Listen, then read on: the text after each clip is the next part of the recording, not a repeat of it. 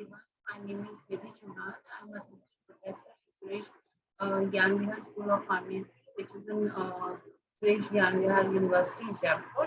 So today we will discuss about the topic alkyl halide, which is in your pharmaceutical organic chemistry first, comes in your second semester. So today's learning objective is, here we are going to study about the alkyl halides. So what are the alkyl halides? And also we will learn about the SN1 and SN2 reactions. What are the SN1 and SN2 reactions? What are its properties? And what are the alkyl halides? What are its physical properties? And how this SN1 and SN2 reactions occur in this alkyl halides. And what will be the student outcome? So here the students are going to know about the alkyl halides, its nomenclature and its property, what the alkyl halide structure is, what is how we can name it, and what are its physical properties. And also we are going to know about the SN1 and SN2 reactions and their mechanism, how these reactions, SN1 and SN2, which are also known as nucleophilic substitution reactions, these are of two types, 1 and 2, and how what are the mechanisms of this SN1 and SN2. The student will going to know or will learn about these things. Next is your introduction to alkyl halides. Now, what are the alkyl halides? So the alkyl halides are organic molecules that contain a halogen atoms bonded to an sp3 hybridized carbon atoms. So these alkyl halides are organic molecules. These are also the organic molecules. They are containing a halide. Halide here means the halogen. The alkyl halides contain the halogen atoms, and this halogen atom is bonded to an sp3 hybridized carbon atom. sp3 hybridized carbon atom means here the carbon to which the halogen atom is attached, that is having the hybridization, that is sp3 hybridized. And the alkyl halides are classified as primary, secondary or tertiary depending on the number of carbon bonded to the carbon with the halogen atom.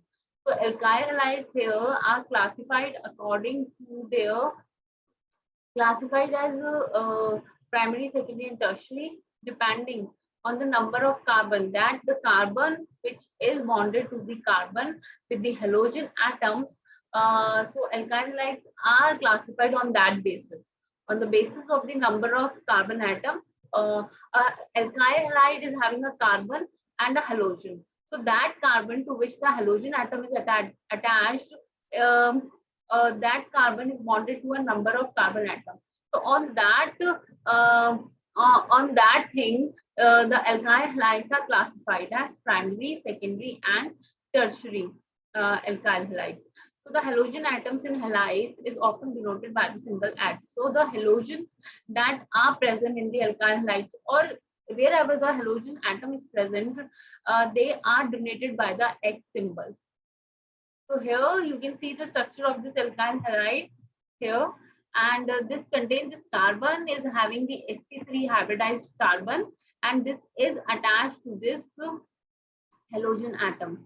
So the halogen are the X denoted by the symbol X, and this is having the these are the fluorine, chlorine, bromine, iodine. These are the halogens which we are talking about. These are the halogens: fluorine, bromine, chlorine, and iodine. So the classification of alkyl halides. So here you can see that the methyl halides. This is your methyl halides. If this carbon is attached to another carbon atom, then this is a primary alkyl halide, primary alkyl group. And if, or you can say that if this carbon is bonded to a neighboring carbon atom, then this is your primary carbon. And when there is a two alkyl groups are attached to this carbon atom, then this is your secondary. And if there is this carbon is attached to the three carbon atoms, or you can say three alkyl groups, then this is your tertiary carbon atom. So here you can here These are classified on depending on the number of carbon atom, depending on the number of carbon atom attached to this carbon, attached to the carbon which is already attached to this halogen. So this on this basis, the classification of alkyl halide is given. So here you can see, again I'm telling you that here you can see this carbon is attached on one side to this halogen, and on the another side our alkyl group is present. So when there is one alkyl group is present, that means that this is primary. If there are two alkyl groups are present, that means that is secondary. And if this carbon is bonded to three alkyl group, then that means that is your tertiary. So on this basis, the classification of alkyl halide given. Halide means your halogen, which is denoted by the symbol X. So here, alkyl halides are the organic molecules that contains the halogen atoms, and this halogen atom is bonded to a sp3 hybridized your carbon atom. And this alkyl halides are classified on the basis of their number of carbon atoms, a number of alkyl groups that are attached to the carbon, which is already attached to the bonded, or you can say the bonded with the halogen atom. So, and this halogen atom is denoted by the symbol X.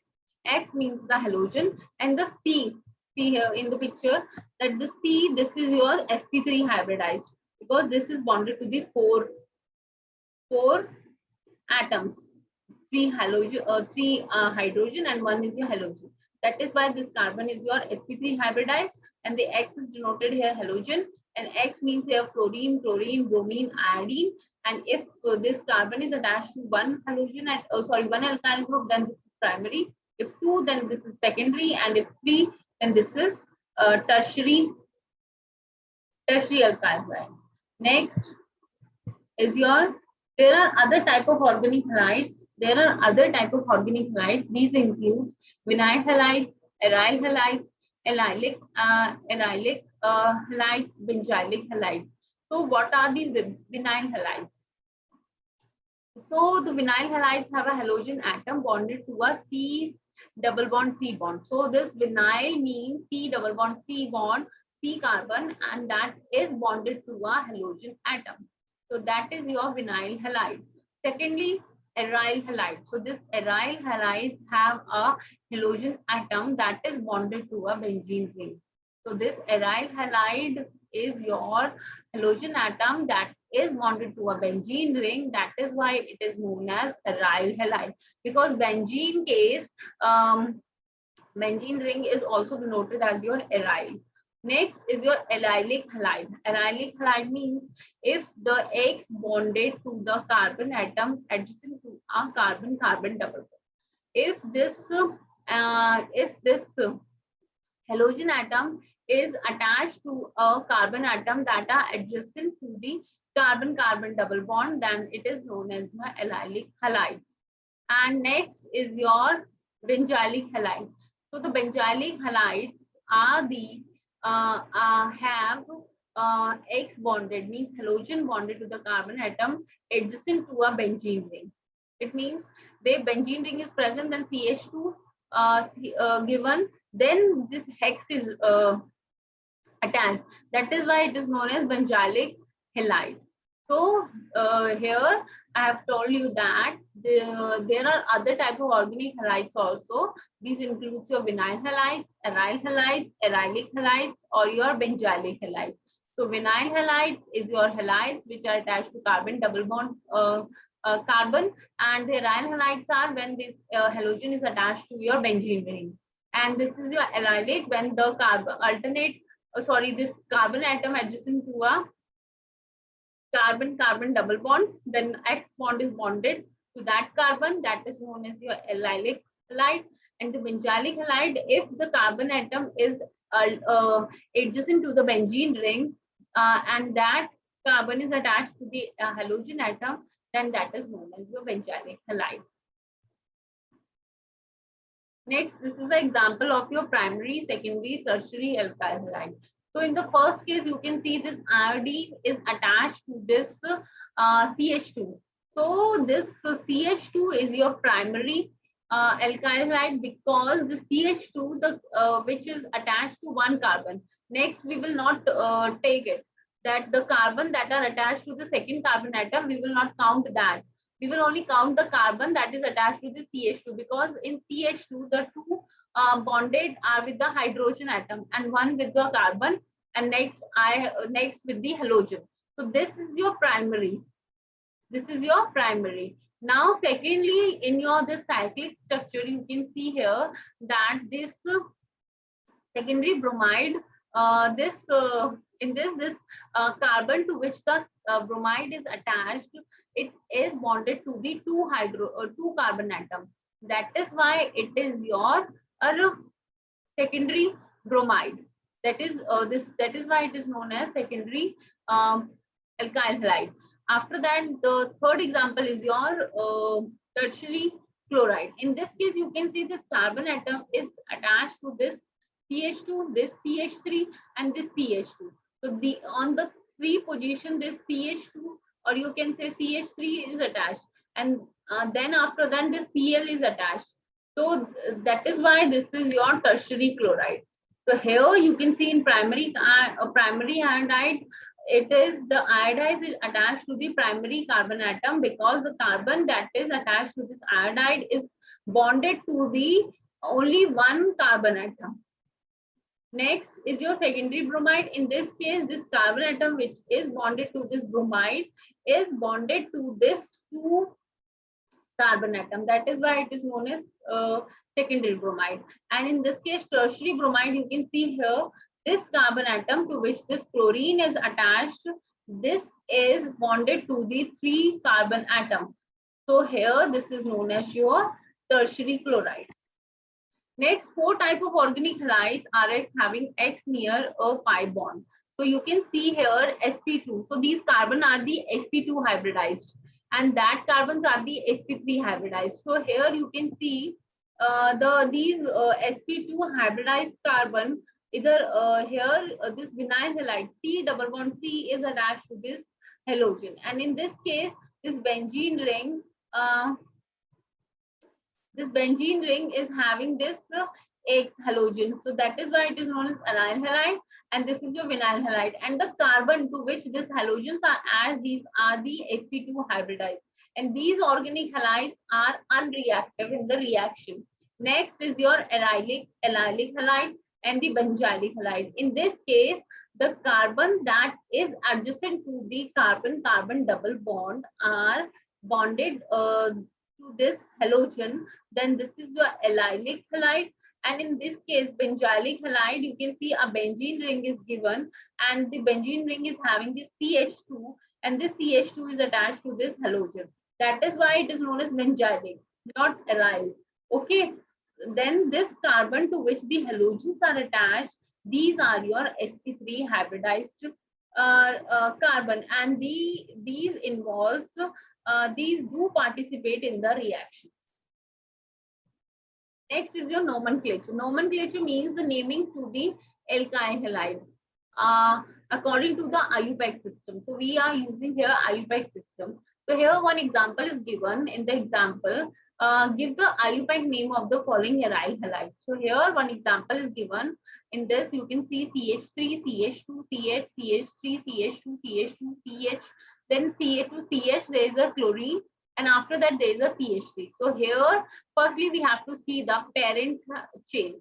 So find in step first what we will do find the parent carbon chain containing the halogen. So here the parent chain, you have to see the longest parent chain. So in this case, if you will count this 1, 2, 3, 4, 5, 6. So this is having the 6 carbon atom. And in the second case, if you will see, then 1, 2, 3, 4, 5, 6, 7. So these are the 7 carbon atoms. So this one is the longest chain. So here this 7 carbon in the longest chain, and 7 carbon means that is your heptane. So now you have to name the chain. So you have to name firstly you have to name the parent chain as an alkane with the halogen as a subsequent bonded to the longest chain. After that, in the second step, what you have to do is apply all of the rule of nomenclature. First, you have to number the chain. See, we have numbered the chain 1, 2, 3, 4, 5, 6, 7, and begin at the end nearest the first substituent, either alkyl or your halogen. Next, name and number the substituent. Up now you have to see that on which position the substituents are added. So here, if you see here on the second position, the chlorine is present, and on the fifth position, this methyl is present. Then we will number it according to the alphabetical order. So C come first, and after then the methyl come first. Yes, M come second. So here, firstly, we have to name this chlorine. After that, we will name this methyl. So here we will use 2-chloro, 5-methyl, then heptane, because this is having a single bond and this is a saturated compound, and this is your alkane. That is why we are naming it 2-chloro, 5-methyl heptane. Once again, I'm telling you that if you have to name a alkyl halide, how will you name it? So here example is given. So firstly, we have to see what will be the longest chain. So in this case, you will see that this will be the longest chain. If you will count from here to here, then it is having the 6 carbon atom, and if you count from here to here, then it is having the 7 carbon atom. So you will take the 7 carbon atom as the longest chain. So this is your parent chain. So here you will name it, and this is your alkane, because all the carbons are bonded with your single bond. So this is your heptane. Hep means 7 carbon atom, and ane means your alkane. So you will name it heptane. After that, you have to see that on which position the substituent is added. So you will number it 1, 2, 3, 4, 5, 6, 7, and you will see that on the second and on your fifth position this methyl group, and on the second position this chloro substituent is added. So according to the alphabetical order, C comes first, and after that the M comes after this C, then M comes. So firstly you will name 2-chloro, and then you will name 2-chloro, 5-methyl heptane. So its name will be 2-chloro, 5-methyl heptane. Next, common names. So now how will you give the common name? In the previous slide, you will see we have named it according to the IUPAC system. Now here we will name it according to the common name. So common names are often used for simple alkyl halides. To assign a common name, name all the carbon atom of the molecule as a single alkyl group. Name the halogen bonded to the alkyl group, and combine the name of the alkyl group and halide, separating the bonds with a space. So here you can see that in the common name, you can see here this is your iodine, I for your iodine. Here you will use ide. Okay, not iodine. After that, this is your tertiary butyl group. Okay, so here this is your tertiary butyl group. So you will name it tertiary butyl, because this carbon is having the 3 carbon atoms on it. That is why you are naming it tertiary butyl. Alkyl, so here you will name it butyl. Halide, alkyl halide. So here you will name it alkyl because it is your 4 carbon atom. So here but for your 4 carbon atom. So butyl, then halide, for your halide, it is named as iodide. Ion is changed into ide. So here it is named tertiary butyl ide. So according to the common name, this molecule name is your tertiary butyl iodide. So now in this case, this is the second example. In this case, this name is CH3CH2Cl. So here chlorine is added. So ion is changed into ide. So here its name will be, and this is your ethyl group, CH3CH2, because it is having the 2 carbon atom. So here its name will be ethyl chloride. So according to the common name, its name is given according to this as a name given alkyl halide. So here we are using "-ile" and removing the "ane" from it. Using "-ile", alkyl, and after that the halogen is changed into "-ide". means iodine in iodine, in ion is changed into ide. So here in case of bromine or in fluorine, in iodine or in chlorine, all of them are changed into the iode. Iode means iodine is changed into iodide, chlorine is changed into chloride, fluorine will be changed into fluoride, bromine will be changed into bromide. The next, physical properties of alkyl halides. So alkyl halides are weak polar molecules. So it's full of they are weak polar molecule and they exhibit dipole-dipole interaction because of their polar CH bond. But because the rest of the molecule contain only CC and CH bond, they are incapable of intermolecular hydrogen bonding. So here you can see this alkyl halides are weak polar molecules, and so here they exhibit dipole-dipole interaction because of their polar CX bond. There is a dipole-dipole interaction between this CX bond. Here you can see here dipole-dipole interaction. C is having the partial positive and Cl is having the partial negative because chlorines, bromines or fluorine, this halogens all are electronegative. They are the electronegative. That is why they withdraw electron from here, from this carbon. That is why it is having the partial negative and the carbon is having the partial positive charge.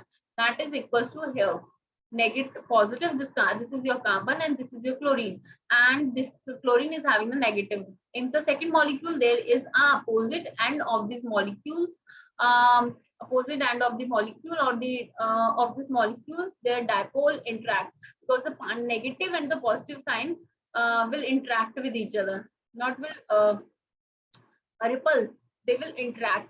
So that is why but because of the molecules contain only, but because the rest all other molecules are having the carbon or your carbon hydrogen bond, so they are incapable of intermolecular hydrogen bonding. So there is they are incapable of your intermolecular, there is no hydrogen bonding in them. Next, your physical properties of alkyl halides. So what are the physical properties of the alkyl halides? Property, boiling and the melting point. So alkyl halide, as it is observed that the alkyl halides have higher boiling points and melting points than your alkanes, which are having the same number of carbon atoms. As you can see in this, this is your ethane, which is having the boiling point minus 89 degrees centigrade, and this is your alkyl halide, this is your ethyl bromide, so it is having the boiling point 39 degrees centigrade. So here you can see they are having the same number of carbon, but their melting and the boiling points are differ, and in case of alkyl halides they are having the high boiling point. And the boiling and the melting point increases as the size of the R increases. R here means the alkyl increases. As the alkyl are bonded to this chain, then the boiling and the melting points will be increased. So it's in the first example, you can see CH3, CH2, Cl. And second example is your CH3, CH2, CH2, Cl. So here you can see the melting point of this CH3, CH2, Cl is your minus 136 degrees centigrade. But in case of this CH3, CH2, CH2, Cl, the melting point is minus 123 degrees centigrade. And in case of their boiling point, this ethyl chloride is having 12 degrees centigrade, and here this propyl chloride is having the 47 degrees centigrade. So from here is observed that the melting and the boiling point increases as the alkyl, as there is a large surface area, or you can say a number of alkyl group are added, then the boiling point and the melting point are increases. So here, as the size of the R increases, as the alkyl increases, the melting point and the boiling point is also increases. Next is your boiling point and melting point increases as the size of X increases. If the size of this X increases, then their melting and the boiling point also increases. So here in this case, chlorine, it is minus 136 degrees centigrade. And in case of bromine, it is minus 119 degrees centigrade. And this in this chlorine case, boiling point, it is 12 degrees centigrade, and in bromine case, it is 39 degrees centigrade. So here you can see the more polarizable halogen, then there will be a higher melting point and boiling point. So in this case, bromine is more polarizable than this chlorine. That is why it is having the high melting point and boiling point than this chlorine. It has chlorine. And next is your solubility. So here solubility, these alkyl halides are soluble in organic solvents. These are soluble in the organic solvents, but they are insoluble in water. So here from the physical property of alkyl halides, here we have studied that in boiling and melting point of the alkyl halide increases as the number of as the size of R increases, there is an increase of boiling point and the melting point, as well as if the size of X increases, means if the more polarizable halogen is there, then their boiling point and melting point is also increased. Next is your nucleophilic substitution reaction. So what are the nucleophilic substitution reactions? They are also known as SN1 and SN2 reactions. So here over SN1, S means substitution, N means nucleophilic, and 1 is according to their order of reaction.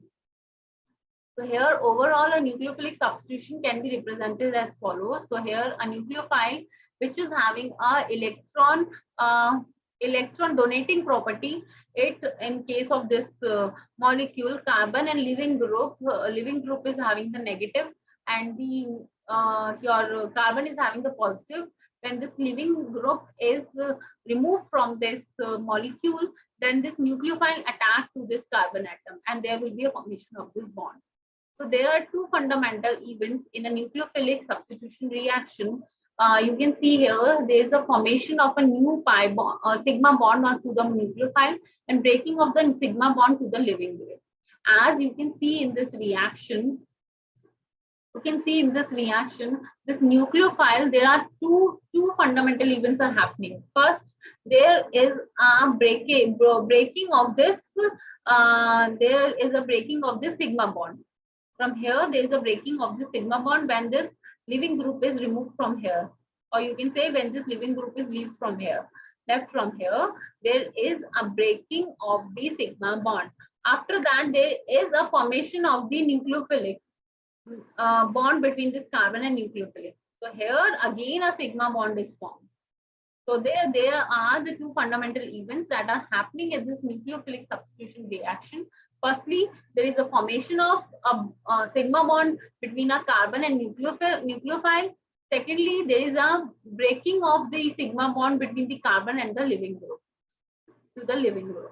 Next, depending on the relative timing of this event, three different mechanisms are possible.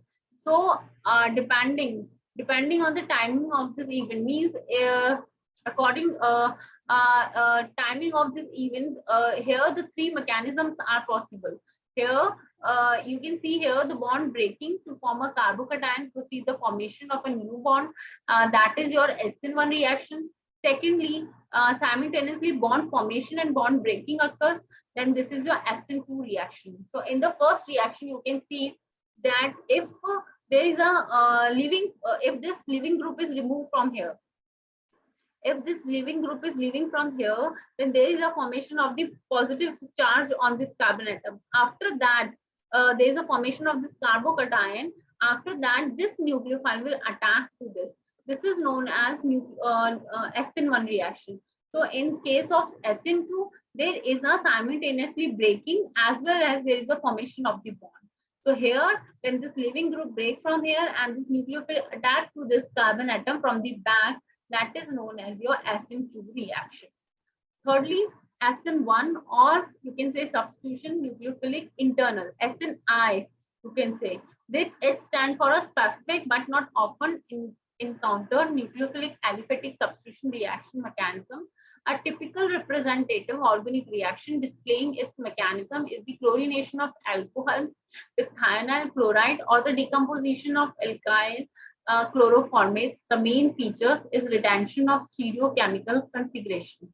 So in this case, you can see that this is very rare, or you can say it is very specific.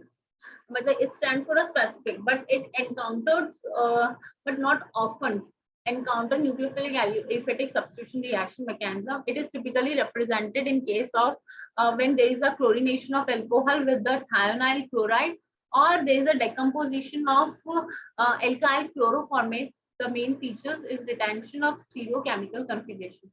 So there will be a retention of stereochemical configuration if in the product formed from these reactions.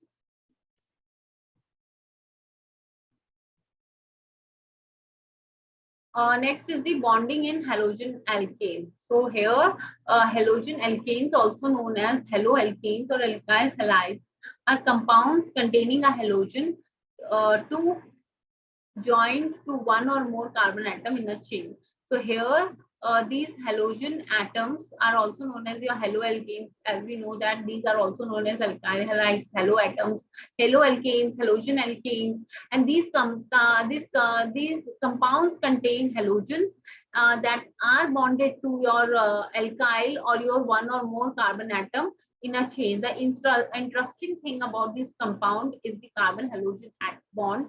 And all the nucleophilic substitution reaction of the halogen alkane involves breaking that bond. So here, the interesting things in these compounds are that they is the carbon halogen bond, and these involves this nucleophilic substitution reaction in which there is a breaking of the bond occurs. So the polarity of the carbon halogen bond, with the exception of iodine, all the halogens are more electronegative than carbon. So here only the exception is your iodine. Now any other or the all the halogens means the chlorine, chlorine, and chlorine, fluorine, bromine. They are more electronegative than carbon. But here you can see the electronegativity values. So here you can see the carbon is having 2.5. Fluorine is having 4, which is more electronegative than this carbon. Fluorine is having 3, which is less electronegative than fluorine, but more electronegative than your chlorine, sorry, this carbon. After that, bromine is less electronegative than this fluorine and chlorine, but are more electronegative than this carbon. But this iodine is having the same value as that of your carbon, and it is also less electronegative than your fluorine, chlorine, and your bromine, and equivalent to the carbon atom. That means that the electron pair in the carbon halogen bond will be dragged towards the halogen end. It means that if the carbon is more electronegative, then it will drag the dipole moment, or you can see it will drag the electron pair from this carbon to its position, from carbon to the halogen. Then leaving the halogen slightly negative. So here the halogen will be slightly negative, that is your delta negative, and the carbon slightly positive. So here this is your slightly positive, and that is your slightly negative.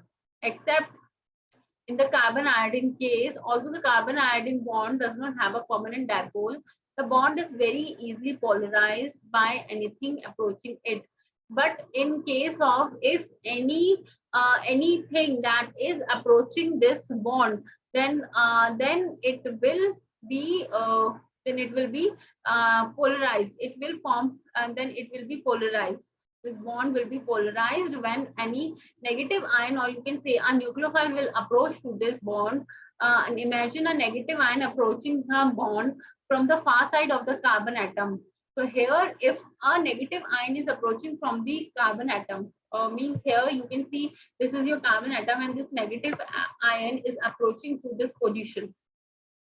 So if this negative ion is approaching to this, then there will be a polarity between this carbon and iodine. So it will first show the slightly negative charge, and it will show the slightly positive charge. So you can see that there is an induced dipole setup.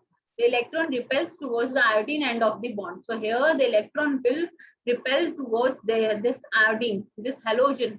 So here fairly small polarity of the carbon iodine bond will be increased by the same time. So here, due to this negative charge or due to this negative charge that is approaching to the carbon side, there is an induction of the dipole between this carbon and iodine, and you can see the electrons are repelled towards the iodine end of the bond, and it is having the slightly negative charge and the carbon is having the slightly positive charge.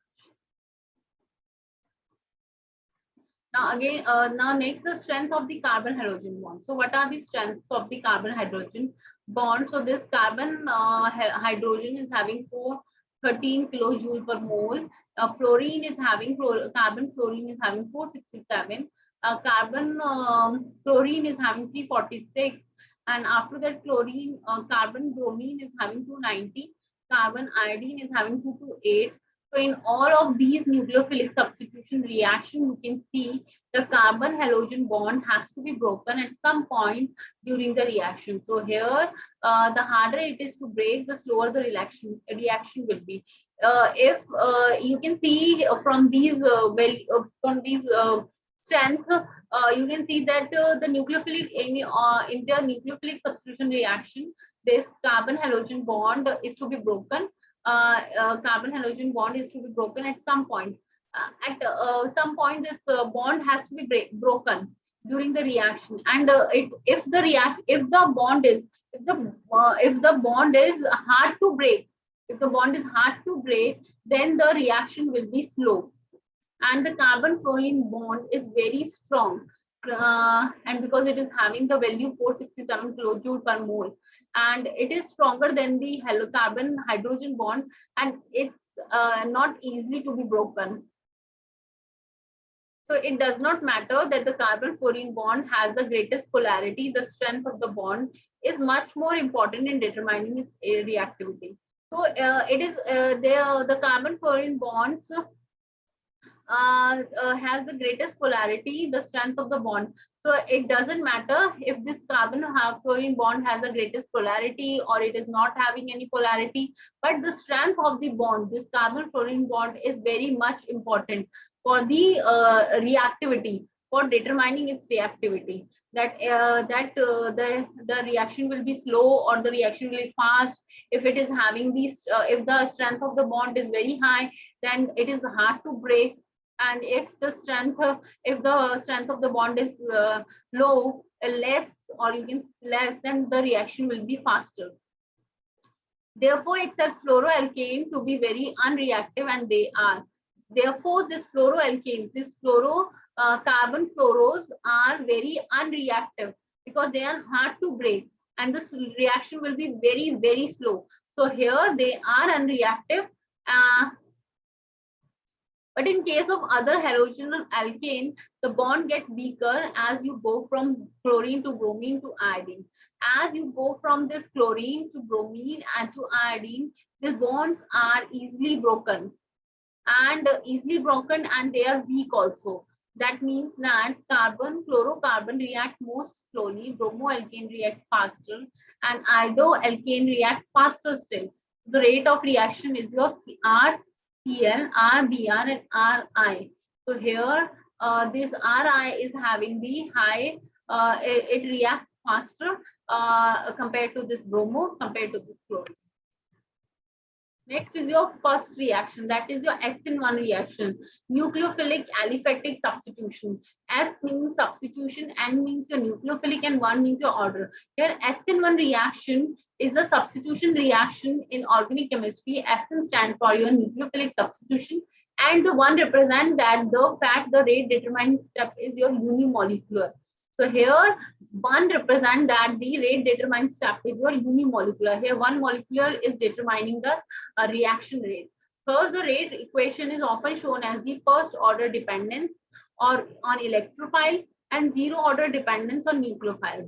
And in SN1 reaction, the substitution at sp3 carbon, in which a carbon leaving group bond ionizes to form a carbocation, immediate before the carbon nucleophile bond is formed. So here in the SN1 reaction, you can see the substitution at sp3 carbon, in which the carbon leaving group bond ionizing, and there is a formation of the carbocation intermediate before this carbon nucleophile is formed. After the living group leaves the carbon, there is a formation of this carbocation. After the formation of this carbocation, then the carbon nucleophile bond is formed.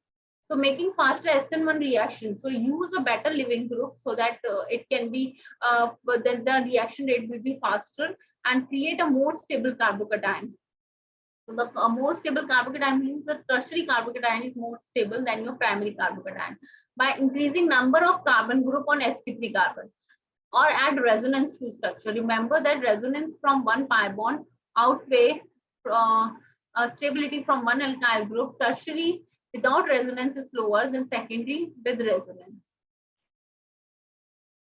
Next is your SN1 reaction is as you here it is same said that the same written that the SN1 S means a substitution, N means a nucleophilic, and 1 means a unimolecular. So here SN1 reaction is your non-stereospecific. That means that is attacked by nucleophile occur from both sides. Here the reaction, the nucleophile can attack from both sides, from the front side also, from the back side also. And non-concurrent means it is having a carbocation intermediate form. So there is a formation of this carbocation intermediate. And again, the unimolecular. Unimolecular means the rate depends on concentration only on the substrate. So here the reaction rate is dependent on the concentration of the substrate. Means here the reaction depends upon the concentration of the reactant that is we are using in the reaction. And the substrate for SN1 reaction should be, if it is tertiary or conjugated carbocation, can be formed as a living group departs, and never primary. And because the primary are not that much stable. Next is your formation of carbonium ion. So here reactivity of an alkyl halide depends chiefly upon how stable a carbonium ion it can form. And in SN1 reaction, the order of reactivity. So here you can see the order of reactivity will be allyl because it is having the double bond, and the resonance can be formed. Benzyl, after that tertiary is more stable, tertiary carbocation, then secondary, then primary, and then it is your alkyl halide. Tertiary alkyl halide undergo SN1 reaction very fast because of the high stability of tertiary carbocation. Nextly, nucleophile character in SN1 reaction best if more reactive is there. Means if more anionic and more basic it is. Next, living group nature. If it is more stable, then example is your tosylate oxide, and it is having this is a very good living group, and then iodide, then bromine, then chlorine, and fluorine is very poor. And however, tertiary raleigh can be reactive under strongly acidic conditions so that they can replace OH or your OR. And the solvent that are used in SN1 reaction is your protic solvent, because there is a formation of this carbocation intermediate, and this is the rate determining step, and the stable intermediate carbocation highly polar solvent is required. So here the negative part of your polar protic solvent interact with the positive part and minimizes the energy and make it more stable. Next is this is your SN1 reaction. As you can see in the first step, there is that the living group is leaving from here, and the carbocation is formed. And after that, there is a rapid attack of the nucleophile either from the back or the front of the carbon atom. For example, the reaction between tertiary butyl bromide and aqueous sodium hydrogen ion. So here you will see the tertiary butyl ion. Here bromide is your living group, and this OH negative is your nucleophile. When this bromine is removed from here, this tertiary carbocation is formed. After that, this hydroxide ion will react to this carbon atom. Next, rate of SN1 reaction follows first order rate law, and according to the kinetics of reaction, there the rate depends upon only on the substrate concentration. So here the reaction rate depends upon this tertiary butyl bromide. So as for example, hydrolysis of tertiary butyl bromide, you can see here water molecule is added and tertiary butyl alcohol plus hydronium ion is formed and bromide ion is formed. Next, this is the overall reaction mechanism. In the first step, you can see this bromide is leaving from this tertiary butyl, and this is a very slow step because the bromide needs time to break.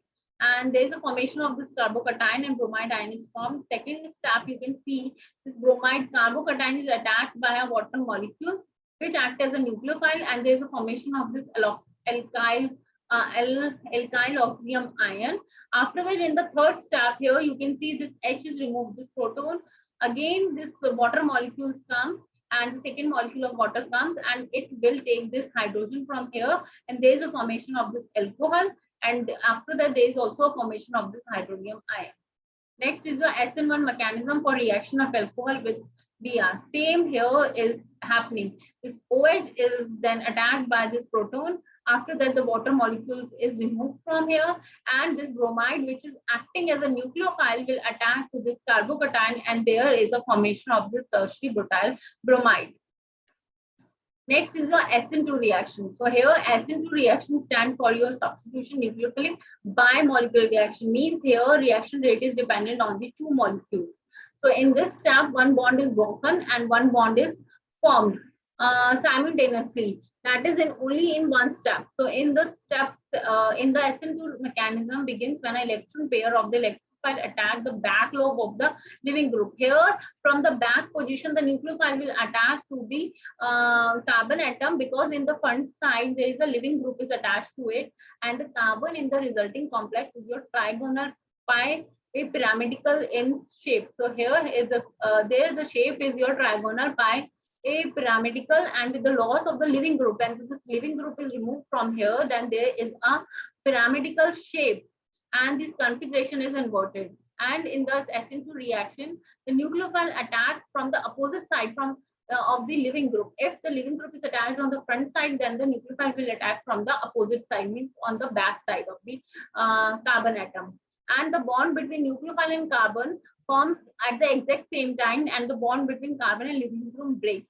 And in other words, you can say the nucleophile carbon bond formation and carbon living group bond breakage happens simultaneously, and this is known as a transition stage, where both of them are attached to the carbon atom. Next is your SN2 mechanism. Here you can see that it always proceeds by a rear bond attack of the nucleophile on the substrate, and this process results in the inversion of the relative configuration growing from the starting material to the product. So here there is an inversion, and which is also known as your often called as Walden inversion. So here you can see starting material, and there is a formation of this transition state, which is known as activated complex. And after that, there is a formation of this product. So here you can see this nucleophile is attacking from the back position of the carbon atom, because in the front side there is a living group is attached. After that, there is a transition state is formed, and this nucleophile, when this living group is removed from here, then the you can see this stereochemistry. This stereo is your inversion position. So this is your inversion. That is why it is known as Walden inversion. Now, steric hindrance. In case of SN2 reaction, there is a rearward attack on the carbon atom to the living group. If a large number of groups are bonded to the same carbon that bears the living group, the nucleophile attack should be hindered and the rate of reaction slowed. It means if the more alkyl molecules are attached to the carbon atom, then there will be then the attack will be hindered and it will be very slow.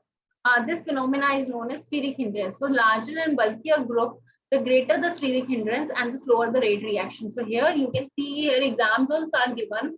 In this is your primary alkyl halide. So in this case, only one CH3 group is attached. So here it can easily attack to this carbon atom.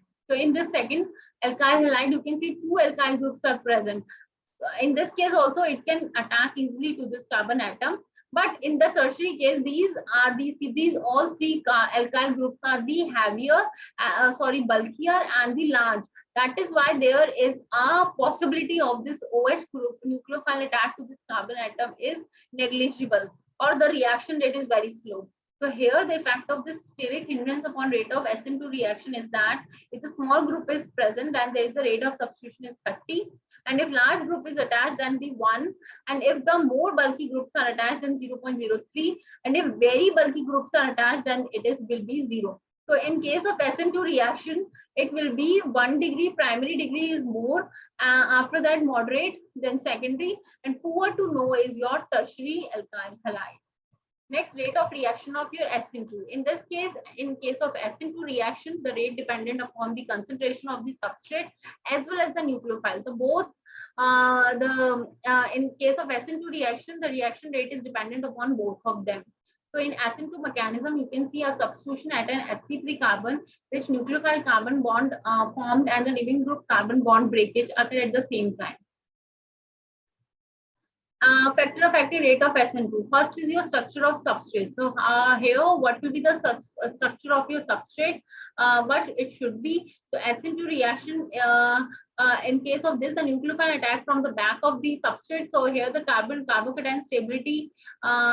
In case of SN1, there should be a primary alkyl halide, but in case of your SN2, SN1, there should be a carbocation stability is very necessary. So here tertiary alkyl halide is very necessary. Nature of your nucleophile. So here the nature of the nucleophile should be, in case of your SN2 reaction, the solution there are, the nucleophile should be a negative charge more powerful than its conjugate acid. Effect of solvent. So polar aprotic solvents favors SN2 and polar protic solvents offers SN1 reactions. Nature of the living group. So what should be the living group? So living group should be your stable anion, and the best living group are the conjugated base of the strong acids. So this is the mechanism of your nucleophilic reaction. As you can see here, the oxide is reacting to this and there is a formation of this halide transition state. So here there is a formation of this halide state. So this is the comparison of SN1 and SN2. Here you can see SN1 is your two-step process, SN2 is your one-step. This is your unimolecular, this is your biomolecular, this follows first order kinetics, this follows second order kinetics, stereochemistry. There is a decimization, but here in SN2 there is a complete inversion. In case of SN1, there is a stability of carbocation tertiary, secondary, primary methyl, and in this case there is a steric hindrance. This is just the opposite of the SN1. In this case, methyl primary, secondary, and tertiary. Here the polar protic solvent is used, and here polar aprotic solvent is used. Here in case of SN1, this here should be a weak nucleophile, here should be a strong nucleophile. And in case of living group present, there should be a weak basic and highly polarizable group is present, which increases the rate. Here weakly basic and highly polarizable group increases the rate. In rate reaction, carbocation is formed, here none, and both are in this SN1 even and rearrangement reaction, and in SN2 it is your E2 competitive reaction. Now the question, which alkyl halides out of the following may follow both SN1 and SN2 mechanism? This is your options, and the answer is your correct answer is your B. This is your secondary carbocation. So here this follows both SN1 and SN2. Which of the following halide can give best SN2 reaction? So the options are these, and answer is your A, that is your primary alkyl halide. Thirdly, while alkyl halides are considered to be very reactive compound towards nucleophile, and these are the options, and the answer is your they have an electrophilic carbon and a good living group. That is the D option. Now, next question, in primary alkyl halide, carbon attached to the halogen atom is further attached to how many carbon atoms? So the answer is your A. Next, the atom which defines the structure of a family of an organic compound and their property is your nucleophile. Next, which of the following alkyl halide would you expect to undergo SN1 reaction more rapidly? So here it will be your C, because it is your second tertiary carbocation. Which solvent, tertiary alkyl halide, which solvent is used in SN1? So the polar protic solvent is used in your SN1 reaction. Next is your primary alkyl halide would prefer undergo to SN2 reaction. Next is your, which one is not a nucleophile? CH3 plus. Which of the following alkyl would undergo SN2 reaction more rapidly? So this is your C, that is your CH3CH2I that undergo SN2 reaction. So these are the references of this topic. Here you can study this topic, alkyl halide and the SN1 and SN2 reactions. And thank you so much.